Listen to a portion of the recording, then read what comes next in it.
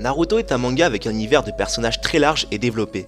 Le fait d'étendre l'univers de ce monde d'une telle ampleur empêche au mangaka de développer certains personnages pourtant très intéressants et puissants. Nous allons donc parler aujourd'hui de mon top 5 des personnages les plus sous-estimés et sous-cotés de Naruto. C'est parti!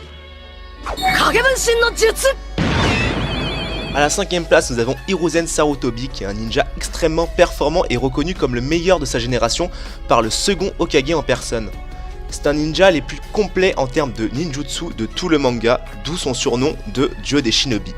Selon Kabuto, Hiruzen fut le plus fort des Kage tout village confondu. Orochimaru rajoutera aussi qu'il n'aurait jamais attaqué Konoha si Hiruzen avait 10 ans de moins, car il n'aurait eu aucune chance face à lui, ce qui démontre vraiment la puissance de ce personnage. Le problème avec lui, c'est qu'il est mort vraiment beaucoup trop tôt dans l'anime, et justement les fans n'ont pas pu le découvrir entièrement. Beaucoup sont passés au-dessus justement de toutes ces informations par rapport à sa puissance de sa jeunesse.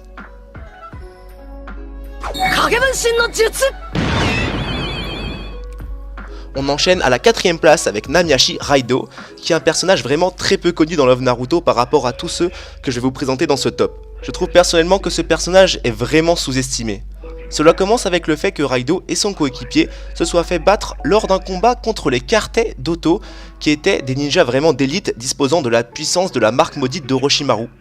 À ce moment du manga, très peu de ninjas auraient pu être en position justement de faire un 2 vs 4 tout en battant les 4 ninjas avec les marques maudites en seconde forme. Je pense aussi que Raido est très sous-estimé car lorsqu'il refait enfin son apparition en tant que garde du 3ème Hokage au tournoi de Konoha, il tombe nez à nez avec Orochimaru et n'a pas le temps de réagir. Il se fit donc battre directement. Vous l'aurez donc compris, le problème avec ce personnage, c'est qu'il ne tombe que sur des ninjas extrêmement puissants, qui sont même craints par les plus puissants shinobi de tout Naruto. Heureusement pour Raido, il a eu 2 moments de gloire dans Naruto Shippuden. Le premier étant lors de son arrivée face à Kakuzu pour rescaper les shinobi de Konoha. Kakuzu fut pris de vitesse par la rapidité et la maîtrise de Raido avec son sabre maudit. Il se fit d'ailleurs toucher, ce qui résulte vraiment d'un exploit lorsque l'on sait que Kakashi se fit totalement rincer en 1 vs 1 face au même personnage en taijutsu. Le second moment de gloire de ce ninja est lorsqu'il utilise la technique de Minato avec son équipe Genma pour déplacer Mei et donc la téléporter sur le champ de bataille. Malgré qu'il soit à 3 pour utiliser cette technique, on sait que seul un génie peut acquérir les capacités pour l'utiliser. Par ailleurs, on sait aussi que Naruto est totalement incapable d'utiliser cette technique se nommant justement le dieu du tonnerre, alors qu'il possède un type de chakra optimisé via son père, le 4ème Hokage.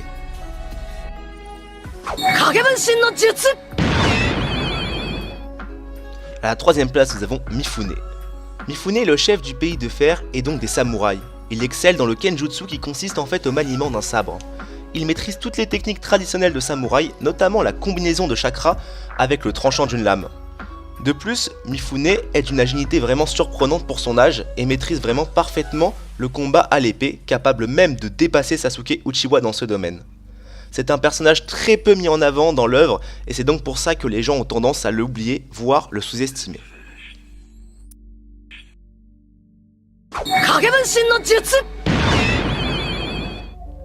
On passe désormais avec Sakumo Atake. Je vais faire vraiment très bref sur ce personnage car j'ai déjà fait une vidéo dessus auparavant, mais pour faire simple, Sakumo Atake a vraiment l'étoffe d'un Hokage. Il est à la fois extrêmement puissant, bien plus que les 3 jeunes Sannin réunis, mais surtout humble, droit et juste. Sa générosité l'aura hélas conduit à sa perte en décidant de se suicider suite à une pression constante de ses actes de bravoure contestés par le code shinobi de Konoha.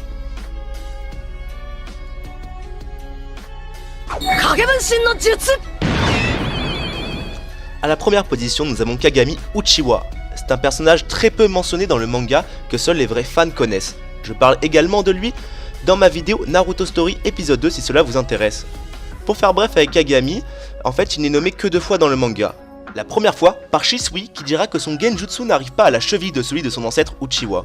Cette toute première information que peu de gens ont relevée est vraiment très importante par rapport à la puissance de Kagami lorsque l'on sait que Shisui Uchiwa avait un genjutsu déjà particulièrement puissant, même supérieur à celui d'Itachi.